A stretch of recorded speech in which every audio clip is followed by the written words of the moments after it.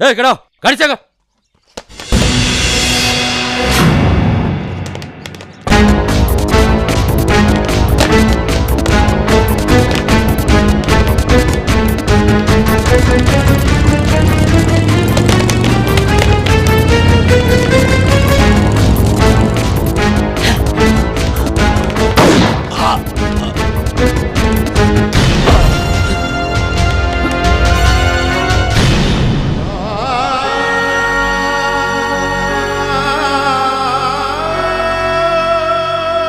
दुश्मनको हातको गोलीबाट मरेको त धेरै देखेको थिएँ तर आज आफ्नै मान्छेको हातको गोलीबाट मरेको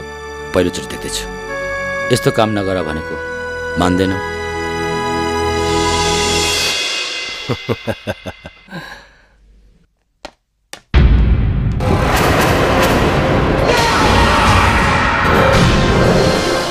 वेलकम माई बॉय वेलकम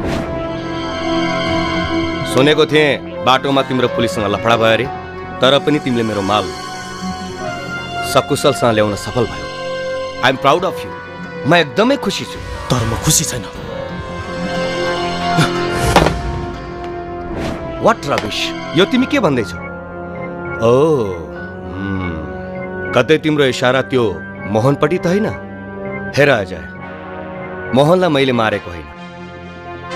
त्यो त हाम्रो बाध्यता हो मोहन पुलिस भाटामा पुगेको भए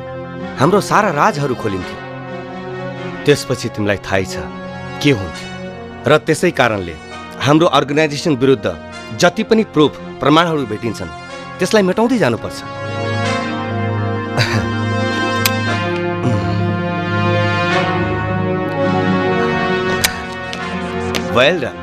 well done my boy well done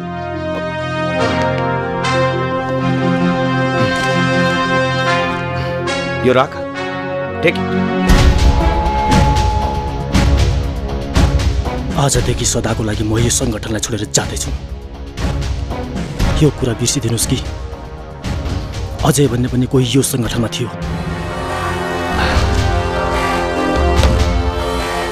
तिमी यो के भन्दैछौ तर म जिउँदै यहाँबाट बाहिर जानेछु यदि कसैले आमाको दुध पिएको छ भने रोकेर देखाओस्